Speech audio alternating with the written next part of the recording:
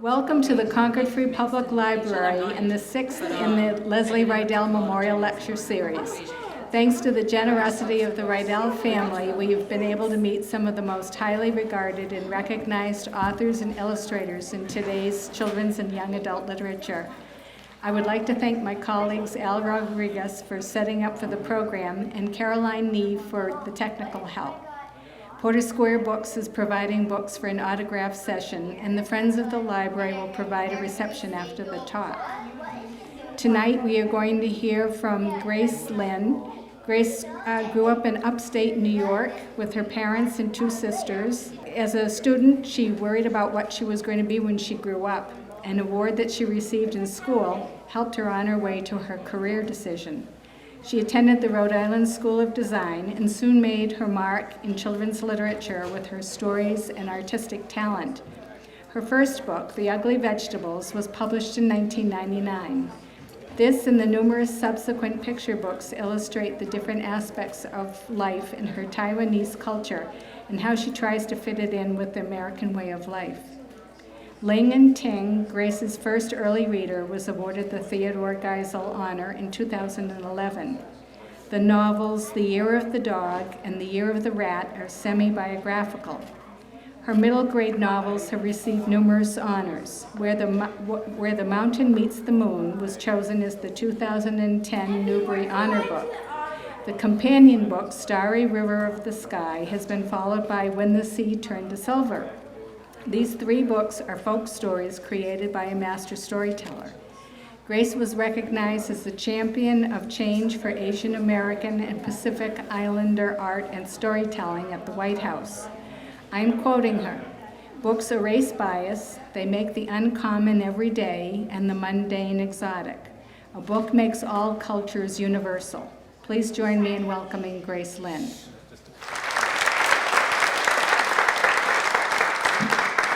Okay, thank you so much for coming. I'm so happy to see so many of you here tonight.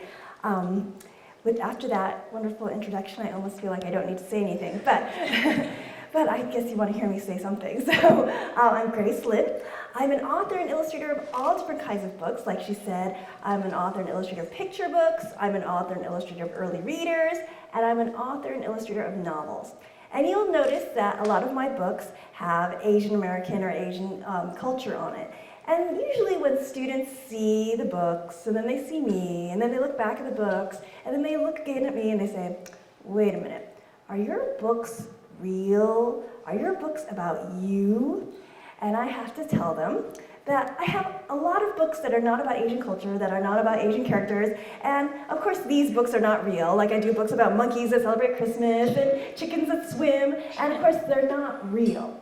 But even these books, all of my books, no matter what they are about, they all have real life inspirations. And yes, some are a little bit more real than others. For example, this book right here was my very first published book. It's called The Ugly Vegetables, and it's a story about a girl and her mother, and they grow a vegetable garden, and they're actually growing Chinese vegetables, while everybody else in the neighborhood grows flowers, and the girl is really, really embarrassed. Well, that is based on a true story. My mother and I really did grow the ugly vegetables. She really did grow Chinese vegetables while everybody else in the neighborhood grew flowers, and I was really, really embarrassed. However, even though it's based on a real-life memory, the book The Ugly Vegetables is not exactly true. If you look at the cover, it looks like it's just one girl and her mom. And if you read the whole book, it's just one girl and her mom. And there's even a little family portrait in the book where it just shows two parents and one girl. So it looks like the girl is an only child. I am not an only child. I have an older sister and I have a younger sister. And do you remember how I said that was my very first published book? Well, when that book was first published, my sisters, my older sister and my younger sister, were really happy for me. And they ran to the bookstore and they bought the book. But then they started to read the book.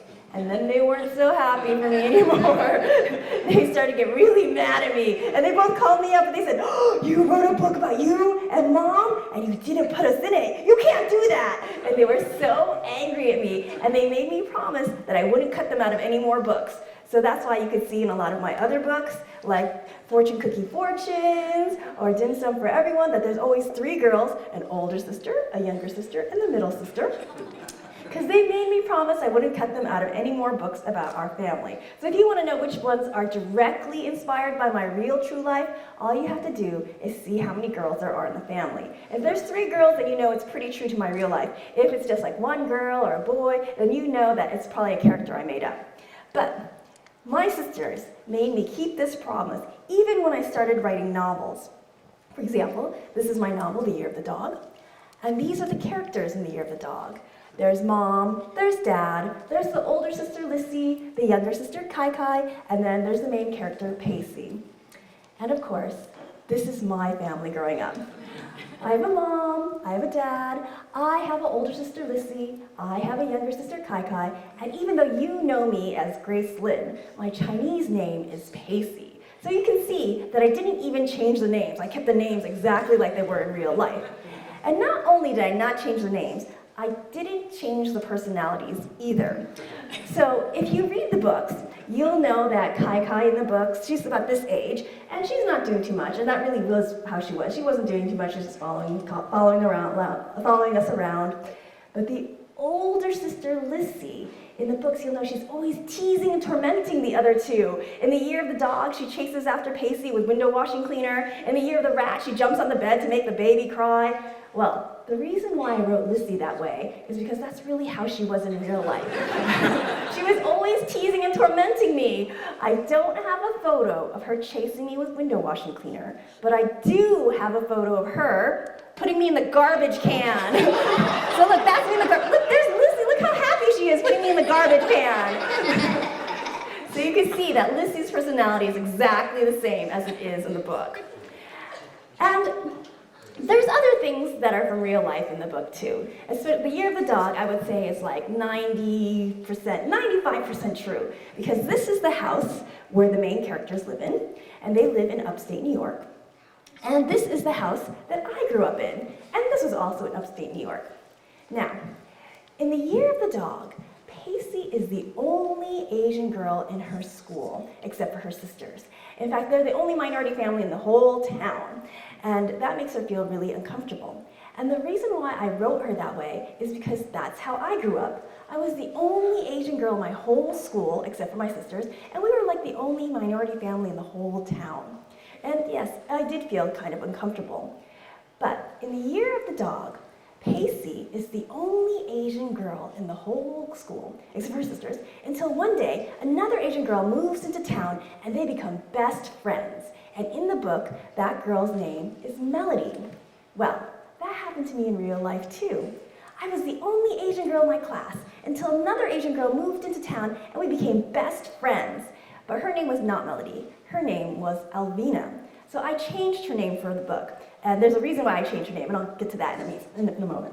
All right, so in The Year of the Dog, Pacey and Melody do lots and lots of silly things. They have crushes on the same boy, they spy on him, and at one point, they think that the boy that they like, Teddy Jackson, might actually like Pacey back. So Melody makes all these jokes and says, "Hey, when you get married to Teddy Jackson, I'll be your bridesmaid." Well, Alvina and I really did do all those silly things. We really did have crushes on the same boy, we really did spy on him, and at one point, we did think that the boy that we liked might actually like me back, and she said, "When you get married to him, I'll be your bridesmaid." Well, we all grew up. I did not marry Teddy Jackson, but she did become my bridesmaid. And I became hers because, in fact, we are still best friends to this day. In fact, I grew up and became a children's book author and illustrator, and she grew up and became a children's book editor, and she actually works for the publishing company that prints these books, The Year of the Dog and The Year of the Rat, which is why I had to change her name in the book, because she was really embarrassed. She didn't want everybody in the office to know that that was her, so she asked me if I could change her name, so I did. But I hope this goes to show you that the best friends that you have right now can be your best friends for life, if you want them to be. So, The Year of the Dog is about, like I said, about 90% true, and I have so many books that are based on my real life. But even though all of my books have a real life inspiration, they are all fiction. And the reason why they are all fiction is because they're not all exactly true. I change a lot of things up, I move things around just to make things a better story.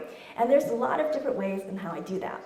One example in The Year of the Dog is the story of the book contest. In The Year of the Dog, there's this big book contest where you wrote and illustrated your book, and if you sent it into this big book contest and won first place, they would publish your book. Well, part of that is true. There really was this big book contest where I really wrote and illustrated a book and sent it in. And if I'd won first place, they would have published my book. But there's a difference between real life and The Year of the Dog. In The Year of the Dog, I said it was a school project. I said the art teacher helped us, I said the librarian helped us, I said the teachers helped us, and everybody in class had to make a book. It was a class assignment. So I said, Melody had to make a book, Teddy Jackson had to make a book, Charlotte had to make a book. But in real life, it wasn't like that. In real life, it was just something that you did on the side. If you wanted to enter, you could, but you didn't have to, and nobody helped you. So I think in real life, I was the only person who really made a book. So Melody, or Alvina, never made this book. But if you look very closely, you can see that it looks a lot like the book I really did make. So this is the book I really did make, and I really did send into a book contest. Now, in The Year of the Dog, Pacey sends her book into the book contest, and she wins 4th place. She doesn't win first place, so her book is not published. She wins 4th place, and with 4th place, she wins $400. I sent my book into the book contest. I did not win first place, but just like Pacey in the book, I won 4th place. However, I did not win $400. You want to know how much I won? I won $1,000! And after I won $1,000, I said, I want to be an author and illustrator forever! But this is a really interesting example, because when I first wrote The Year of the Dog, I said Pacey won 4th place and she won $1,000. And the publisher circled 1,000, sent it back to me and said, $1,000? That does not seem very realistic. And I said, what do you mean that's not realistic? That really happened. And said, no one is going to believe that you won $1,000. So I said, okay. So I crossed out 1,000 and made it 400. So this is an example of something that was true that I had to make into something that was not true so people would believe it. Isn't that interesting? So now I'm a published author and illustrator, right? And I've actually won a couple awards, and I'm really proud of what I've accomplished. But one night I was wondering, who won first place in that contest? I only won 4th place. Who won first place? So I spent all night on the internet looking, who won first place?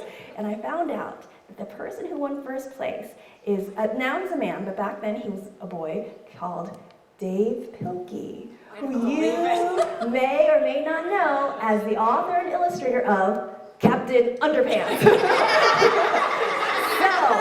I lost to Captain Underpants.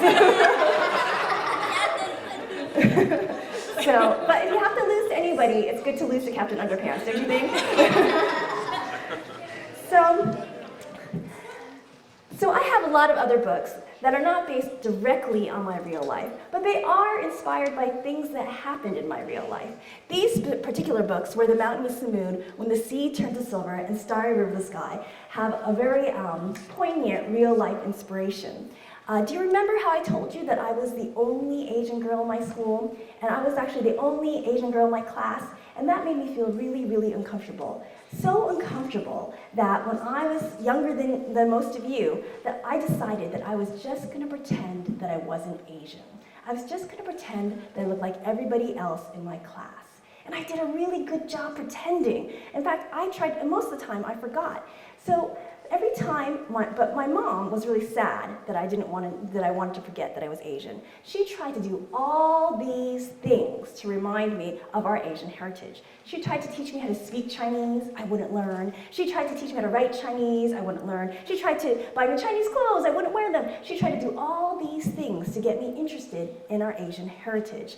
But I wouldn't learn any of it. In fact, whenever she tried to teach me any of those things, not only would I not learn, I used to get really angry at her because I felt like all she was doing was trying to remind me how different I was from my classmates, and I didn't want to be reminded. I just wanted to pretend I was like everybody else in my class. So my mom was really sad that I was not interested in our Asian heritage. And she realized that if I was ever going to learn anything about our Asian heritage, that she was going to have to sneak it in. So she looked at me, and she saw that I loved books, and at the time, I really loved fairy tale books. So she said, I know how I'll sneak it in for her. And she went out, and she got about 6 to 12 Chinese fairy tale books. So these are Chinese fairy tales that have been translated into English, and she put them on the bookshelf in the living room. She didn't give them to me, because she knew if she gave them to me, I'd say, you just want me to read them because they're Chinese, forget it. So she didn't give them to me. She just put them on the living room shelf, and she hoped that I would find them and read them. Well, she was very smart and very tricky, because I did find them, and I did end up reading every single one of them. However, even though I read every single one of them, I was not really impressed with these Chinese fairy tales. Maybe in school you guys might talk about what makes good writing. You might talk about like description and dialogue and imagery and all these things. Well, these books didn't have any of those things. These books had been translated from Chinese to English really, really plainly. And what was really not great in my eyes were the pictures. They just had these like plain black and white pictures that I didn't think were that impressive, especially because I was reading the fairy tales like Sleeping Beauty and Snow White, and they had these beautiful color illustrations. And when I compared them to these, I didn't think that these were that impressive. And I didn't think that they made that much of an impression on me. But I was wrong, because many, many years later, I grew up, and I started to feel sad that I didn't know how to speak Chinese. I kind of felt bad that I didn't know how to write Chinese. I kind of felt bad that I didn't know any of those things that my mom had tried to teach me when I was younger. And I started to do all the things to try to relearn the things, or learn the first time, that she had tried to teach me a long time ago. I took Chinese classes, I read Chinese literature, and I went to China, Taiwan, and Hong Kong. And when I went to China, Taiwan, and Hong Kong, all of a sudden, everything I saw started to remind me of those stories that I read a long time ago. I'd see a dragon, or I'd see a dragon sculpture, or I'd see lanterns, and I'd be like, oh, that was like those stories I read in those Chinese fairy tale books a long time ago. But what was it about? I don't really remember it. And so I started mixing up the stories and making up my own details, because like I said, they didn't have a lot of details to begin with. And I started to make up my own stories. And those stories became my books, where are they? There they are. My books, Where the Mountain Meets the Moon, When the Sea Turned to Silver, and Starry the Sky. So much so that you can see the things that I saw on my travels, the things that inspired me on my travels in the books. For example, here we go. This is a mountain village that I saw in China, and I took a photo of that. And from that photo, I drew a picture, and from that picture, I painted it, and this is an illustration in the book. Now, Where the Mountain Meets the Moon, Starry Over the Sky, and When the Sea Turned to Silver are very unusual because they have full color illustrations in it. And all the full color illustrations are inspired by the things that I saw. For example, this is a garden that I saw in Shanghai, and I used it for the King's Garden. This is a moon gate that I saw in Taiwan, and I used it for the Old Man of the Moon. This right here is from the Temple of Heaven at the top, and this is the palace in Beijing, and I kind of squished it together to make the Magistrate's Palace. Because, like I said, these books have full color illustrations, and this was done on purpose. Because I remembered how I felt when I saw those plain black and white illustrations in those old Chinese fairy tale books, and how I felt that they weren't really that impressive. In fact, I kind of remember when I saw them, I was really disappointed in them, and if anything, it kind of reinforced my idea that my Chinese heritage was not as good as all the Western stuff all around me. And now that I was making my own books based on those same Chinese fairy tales, I didn't want anybody to open my books and feel the way that I did, so disappointed at those pictures. So I wanted my books to be full color and as beautiful as possible. So that's why those books have full color illustrations. You can tell, like we even paid attention to all the lettering and all the little designs in it, because I wanted people to open it and think it was a really beautiful book and not to feel disappointed the way I did. And I put all the things that I learned in, all the different things that I learned in it too. So not only were the things that I saw in the books, but things that I learned in. For example, in Where the Mountain Meets the Moon, if you're not familiar with the story, it's about a young girl named Min Li who's off to see the Old Man of the Moon to change her fortune. And there really is an Old Man of the Moon in Chinese culture. They call him the Old Man under the Moon, or the God of Marriage. And the reason why he's called the God of Marriage is because as soon as a baby is born, He takes a red thread from his bag and he ties one end of the red thread to the baby's ankle. Then he looks in his book and he finds out who that baby's going to marry when he or she grows older. And he ties the other end of that red thread to that future husband or wife's ankle. So you have these two babies connected by a red thread, but it's a very magical red thread. It's invisible to everybody. Nobody else in the world can see it or touch it. The only person who can see it is the god of marriage or the old man under the moon. But it's definitely there because as these two babies grow older and older, the line between them starts getting shorter and shorter, and it starts pulling them closer and closer together until they eventually meet and they get married. So that's why he's called the god of marriage. It's because it's his red threads that he tied to you while you were a baby to your future husband or wife, and that's what's will bring you or has brought you together, brought you together to be married to them, because it's his red threads of destiny. And that's one of the many, many stories in my books that are based on Chinese legends. In fact, all of these books have stories based on Chinese legends. Each one of these are stories within stories. For example, so like I just talked about Where the Mountain Meets the Moon, Star Over the Sky is about a young boy named Rendy who is so angry with his father that he runs away from home. At the beginning of the book, he's a stowaway in a merchant's cart, and he's discovered. And before this cart can take him further away from home, he's left behind in a village called the Village of Clear Sky. Now, this village is not a great place for Rendy to be stuck in, because the village used to have a mountain, but the mountain is now gone, and the sun blazes down brutally all day. And the village used to have a moon at night, but the moon has gone missing, and all night the sky moans for missing it. Now, Rendy is really annoyed being stuck in a town where the sun and moon do not behave as they should, and he's just looking for another opportunity to run. When you first read this book, you yourself might be really annoyed with Rendy because you want him to be a hero, but he's not ready to be a hero yet. Until one day, a mysterious woman named Madame Chang starts telling stories. Now, these stories are old, but they are what changed Rendy into a hero. So those are the stories in there. And then this last book, When the Sea Turned to Silver, this is a book about this young girl named Pinmei who lives on a mountain with her grandmother, and her grandmother is called the Storyteller. And they hear that a new emperor has come into power, and the emperor is very brutal and very cruel, and one day the emperor and his soldiers come to Pinmei's hut and they kidnap her grandmother. Now everybody knows that the emperor wants something called a luminous stone that lights the night. So Pinmei, with her good friend Yi Shan, decide to go and find a luminous stone so they could save her grandmother. And on the way, Pinmei has to learn how to be as good of a storyteller as her grandmother. So, like I said, all these books have stories within stories. And what I'd like to do now is share with you one of the stories in When the Sea Turned to Silver. Would you like to hear one? Yeah. All right. But the best stories are stories where all the listeners have a role, so I'm going to ask all of you to help me act out this story, okay? So first of all, I need 4 kids who'd like to be a part of the story. You have to be really good readers and like to be upstage. Okay, so let's see. Let's do... okay, make sure if you're standing up, you really want to be in it, okay? Okay, 1. Do you want to be in it all the way back? 2. Okay, you want to be in it? 3. And then anyone? Okay, 4. When the Sea Turned to Silver is a book filled with many stories. Each story is a clue to explain how the mighty sea became silver. Today, I'm going to tell you one of my favorite of these tales, the story of the Red Stone. So imagine you are the Chinese villagers many hundreds of years ago. You're gathered around a roaring fire in the hut on the side of the mountain. The winter winds rage outside, but you pull your jackets on tighter, scoot closer to the fire, and look up at the storyteller. Today, I am the storyteller.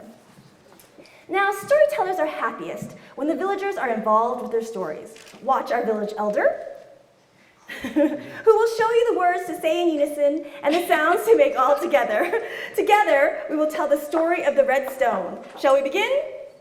Yes. Good. Ready? Here we go. There once was a time when the sea overflowed and it churned with monstrous beasts. Beasts. The chaos of the sea was devastating to the fishermen who could no longer fish. The families of the fishermen were poverty-stricken, barely able to scrape a handful of rice for dinner. And one of those families was a young boy named Kuang. Kuang tried his best to help his family. At dawn, he would leave to look for firewood to sell to the other villagers, packing a single dumpling for lunch. So I'm Kuang with my pack, and I'm going to pack my single dumpling for lunch. My one single sad dumpling. Even though Kuang was a small boy, he never returned home until his back was fully loaded. One day, Kuang found a small forest with a wealth of wood. He quickly got on his knees to gather the fallen branches.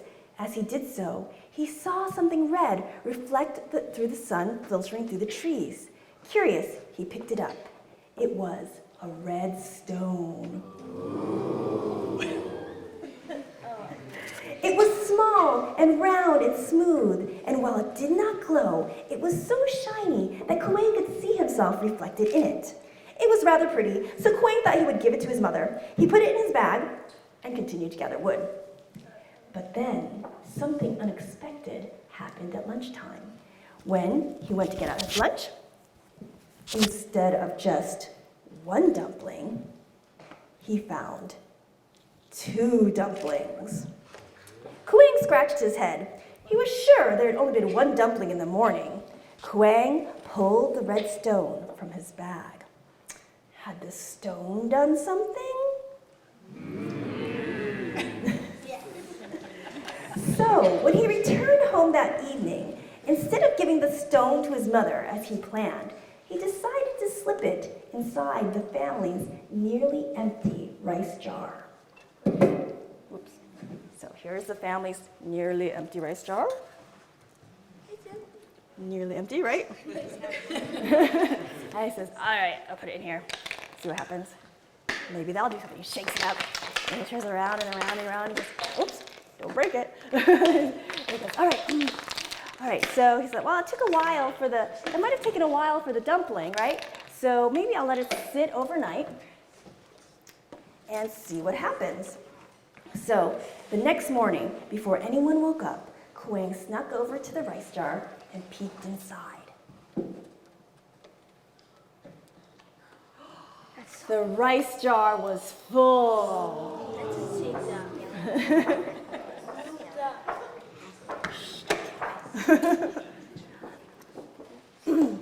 It was the stone, Kuang said to himself.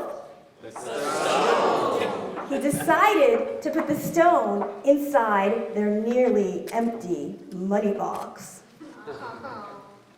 2 yen. 3 yen. He took it, he shook it up, he put it around and around. Okay, should we open it now or wait till tomorrow morning? Now? Morning? Now? All right. So, he opened it up, and the money jar was full. Money box was full. Kuang's family stared in disbelief at all the money. But after Kuang told the story of the red stone, his father shook his head. That stone does not belong to us, his father said. You must return it where you found it. No. Ashamed, Kuang returned to the mountain forest. When he arrived at the place where he found the stone, he saw an old man standing as if waiting for him. Was this your stone? There were 3 things of Nuwa left here on earth: tear, strand of hair, and a drop of blood. You are holding the drop of blood. If you are pure of heart, this stone will bring the Sea King to calm the waters. The Sea King? If the Sea King could calm the waters, the monsters would stop coming to shore. People would no longer be afraid of the sea, and my father could fish again. The world would return to normal. To find him, you must bring the stone safely to the top of the mountain north of the village. The mountain north of the village? No one goes to the northern mountain. Evil beasts plague the way. But to have a Sea King. Good job, you can stand over there. So Kuang turned and began to make his way to the northern mountain. To get to the northern mountain, Kuang had to cross the abandoned Black Bridge. As he stepped onto the bridge, a monstrous snake sprang from the water, and Kuang saw horrible sharp teeth coming toward him like flying daggers. But right before they snapped upon him, the snake caught sight of Kuang's prize. The red stone, you wish to go to the northern mountain? Yes! Do you know the horrible Hailey? The horrible Hai? Yes! He is the wicked bully of the village. I know Hai and his cruelty all too well. I will let you pass if you agree to bring me the ears of horrible Hailey's old mother, or I will kill you right now. Never! I have my own mother, and I will never harm another's. Then die. Good job. The snake hissed, and it seized Kuang with his knife-like teeth up into the sky and flung him away with all his might. Kuang landed painfully on the ground across the lake, bleeding and gasping. The stone was still in his hand, but now it was red from his own blood as well. With a great effort, he pushed himself up and began to stagger toward the northern mountain. He only made it halfway across the plain when a large shadow began to circle around him. Above was a gigantic, vile bird, green poison shining on its feathers in the sun. With a horrible shriek, it landed in front of Kuang, its foul smell making him flinch. The red stone, you wish to go to the northern mountain? Yes, Do you know horrible Hai? yes. I will let you pass if you agree to bring me the bones of horrible Hai's young brother, or I will kill you now. Never! I have my own brother, and I would never harm another's. Then die. Shrieking, the bird grabbed Kuang with its stabbing claws, flew into the sky, and flung him away with all his might. When Kuang was finally able to open his eyes and sit up, he saw that he sat on the northern mountain. The sea stretched below him, and the red stone was still in his hand, and the top of the mountain was not far away. So although he sobbed in pain, he knew he could not give up now. Swaying and stumbling, he made his way up towards the top of the mountain. But just as he was reaching the top, he heard a loud shout that filled him with dread. It was the horrible Hai. Give me that stone. Kuang clutched the stone. He could not let Hai have it. Should he throw it into the sea? But then I'll never find the Sea King, Kuang thought. What should I do? The ruffian had almost reached him. His ugly face jeered as he saw that Kuang was trapped. Give me that stone or I'll get you. Never!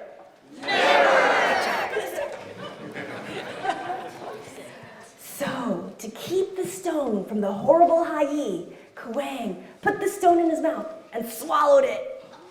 Immediately, an excruciating pain burned inside him. A noise bellowed from his throat, starting Hai and himself. And then Kuang fell backwards off the cliff. The sky seemed to embrace him, for the wind blew around him as if coating him with a new skin. The pain of the stone began to dissipate, but Kuang could still feel its power pulsating. His whole body felt as if it were bursting. Kuang stretched his hands in front of him, and in shock, he saw they had turned into claws. His arm was covered in scales, and as he plummeted downward, he saw his reflection in the strangely still water. He had turned into a dragon.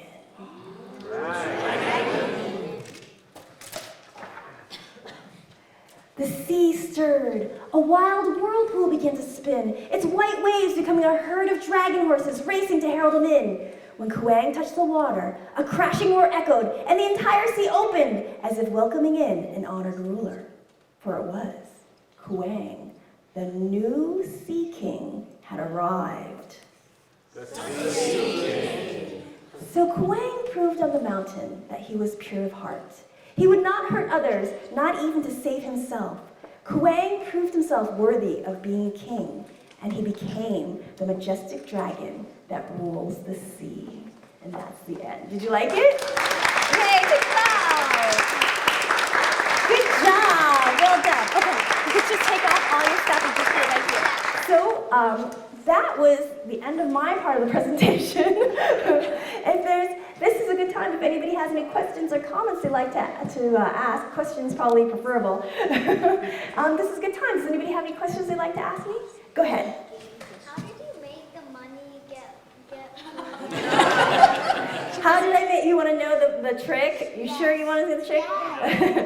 So, do you know? Well, that's because I think it's hard for you to tell because you are further back, but all the people in the front were like, I can see it. Because what it is that this has two sides, right? So when I shook it up, when I showed you the first side, it's just like it's just a couple coins. And then I shook it up, and because you were so far away, you couldn't really see how I shook it and I turned it and I turned it. And then when I showed you the other side, it has the full money. So one side has full money and one side had very few money. One side had a lot of rice and one side just had a couple of things of rice.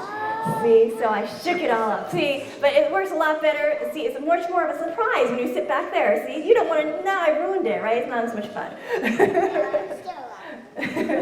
All right, any other questions? What kind of words of wisdom would you give the kids if they wanted to start on that? So, do we have any people who want to be authors and illustrators? Awesome! That's great. Well, okay, so there's a couple of things that I would tell you to do. The number one thing is to read a lot, to read as much as possible. And even read things that you don't think you like. Because remember what I said about these Chinese fairy tales? I didn't think I liked them that much, but they turned out to be the basis of my most favorite books that I've ever written and illustrated. So read as much as you can, even books you think you don't like, they might really help your writing later.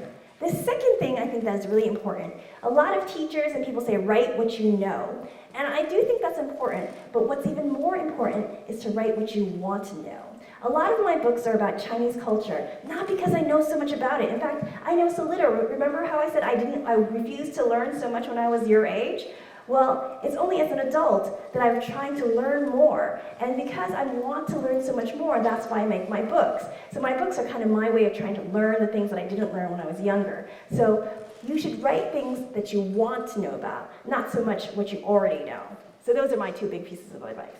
Go ahead. You remind me a lot of Minley. Doing that good. In this book. I'm impressed. Thanks.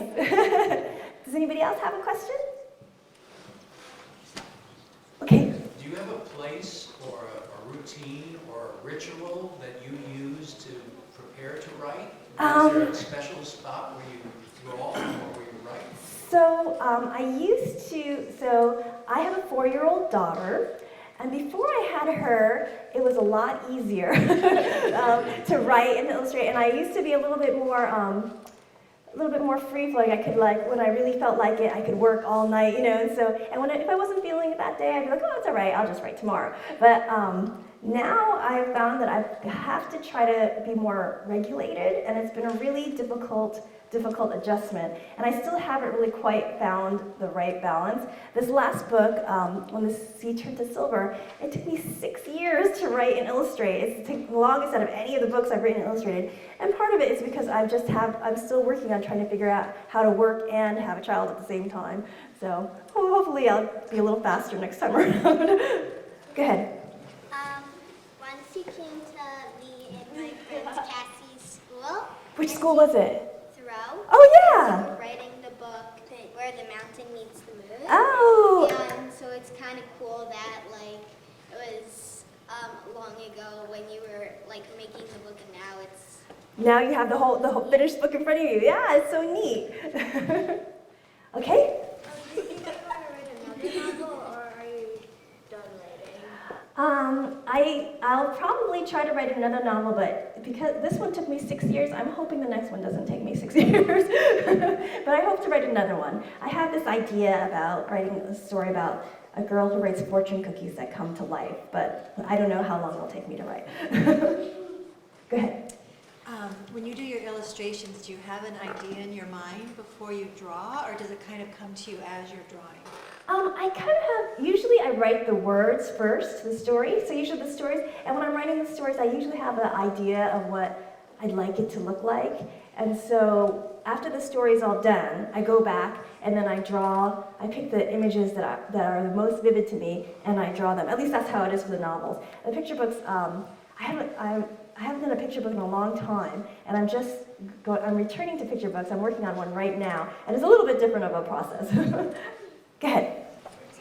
How long did it take you To write The Year of the Dog. The Year of the Dog, it took me a long time too, but that was my very first novel. And that one took me 5 years. But that was because it was my very first novel I ever wrote, and I wasn't really sure what I was doing. So that one took me 5 years. When the Sea Turned to Silver, it took me 6 years. All the other ones took me about 2 to 3 years. So I was a little faster with the other ones. Go ahead. Do you like The Year of the Dog or The Year of the Rat better? I think I like them both, but I like them both for different reasons. I like The Year of the Dog probably a little better only because it was my first one, and when you do your first one, you're just so proud because it's your first one. But then I think I like The Year of the Rat because when it was the second one, I feel like I got better. I feel like each novel I get to be a little bit better of a writer, so in some ways, I like the most recent novel the best. Any other questions? Okay, go ahead. Is there any more year of the animals? So I have The Year of the Dog, and I have The Year of the Rat, and then I have one called Dumpling Days. And the reason why it's called Dumpling Days is because it doesn't take place over the year, it just takes place during the summer. And so that's why we couldn't call it like The Year of the Dumpling. So it's called Dumpling Days, and so that takes place after The Year of the Rat. Go ahead. Do you write or type? I write using the computer. But I think that's something I might be changing. Remember how I was saying I'm having a hard time? One of the things I'm having a hard time is like when I'm online and I'm writing, and then all of a sudden I'll be like, oh, maybe I'll go do some online shopping instead, or something like that. So I'm thinking if I change to like writing in a notebook, then I don't have that problem. So I might switch over. I've been thinking about it.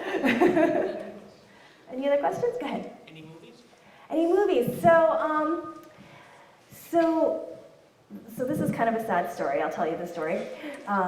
So when Where the Mountain Meets the Moon came out, and it's won the Newbery, and it got a lot of interest from a lot of the big movie houses. And the movie agent said, "Okay, what is your deal breaker? Like, what will you absolutely say no to?" And I said, this was a long time ago, so things are better now, but I said, you can't change any of the characters to Caucasian. They all have to be Asian. And he said, oh, okay, well then we'll have to try to sell to animation then. Like there's no way it could be a live action. And then it went from like DreamWorks down to like and like so the place that bought the option is a kind of a smaller animation company. But there's a lot of, like I said, things are changing now, and so there's a lot of hope, and it's been kind of like slowly, like on a slow burn to maybe make into a movie, but now that there's, things are changing, people are interested, I think they're starting to turn up the heat, because it's like, oh, maybe we'll push it forward more. So I'm hopeful that in 10 years, maybe something will happen. So, because there was also, because things are changing, knock on wood, if they change, and because when the Sea Turned to Silver had a lot of interest in it as well, because it was a National Book Award finalist and all these things, there was a lot of interest in that, but we couldn't sell the option because it's related to Where the Mountain Meets the Moon. So that kind of put the burn up higher for the small company. They're like, oh, so it's a lot of different things because they're optional now. We could sell it to somebody else, like all these different like money things that not really that interesting to most of you kids. but I'll tell you anyway. So just cross your fingers and hope that we see one before you all go to college. Go ahead. When you were little, did you ever think that you would be writing about your Asian heritage? That is a good question. I don't think I did. I always wanted to be an author and illustrator, always. And, well, not always, but ever since I won that contest. So that would have been like 6th grade. So from 6th grade on, I wanted to be an author and illustrator. But I never thought I would write about Asian characters. I never thought I would write about my own family. I thought I was going to do like Cinderella, Sleeping Beauty. I thought I was going to do all those kind of like classic fairy tales. That's what I really wanted to do back then. And then so many things had changed since then. There's a big story, I did this, I don't know if the kids will be interested, but for the adults, I did this TED Talk, if you want to look it up, and I kind of explained why there was this big change, of why I changed my focus. Any other questions? Go ahead. So now that you are a mom yourself, are you doing what your mom tried to do and like? It's really hard. You know, it's really hard. So my husband is Canadian. He's Canadian, and I guess he's white. And so it's really hard because she's only half Asian. And for me, it's been a really interesting thing because, like I said, I grew up. And when I was young, I didn't want to be Asian, but I was kind of stuck with it. and it was really, and I'm glad in hindsight that I was stuck with it because in the end I had to go back to it and I had to accept it as part of who I am. But sometimes I worry with my daughter who's only half. I worry if she doesn't want to be Asian, she could really pass as not being Asian. And so I always worry about that, and I always just try really hard to make her see, being Asian is so cool! Look, we get to do the Moon Festival, look, all these fun things, So I don't, she's only 4, so I'm sure right now she's like, cool, if I get to have more gifts and more cake and more candy, that's all great for me. But it's something that I'll often think about, and it's a concern to me, and it's something that I bet you a lot of parents think about your own heritage, no matter what heritage you are, how do you pass that on, and how do you do it in a way that is worthwhile, and so it's a struggle.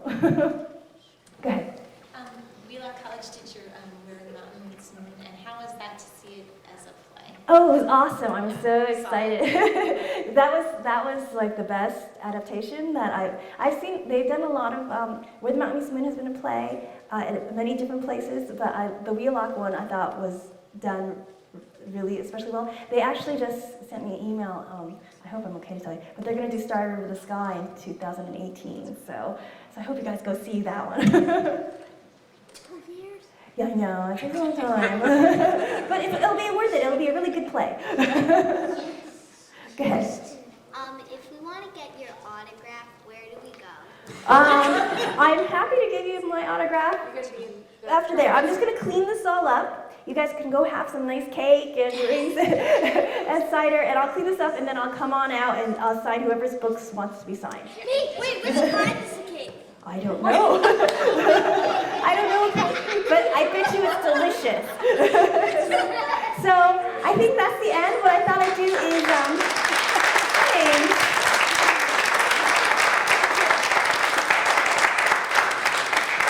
So I thought I'd say one word in Chinese to you. Like I said, I learned Chinese as an adult, so my accent is horrible. But I thought I'd say one word to you, and that's 谢谢, which means thank you very much. Thanks.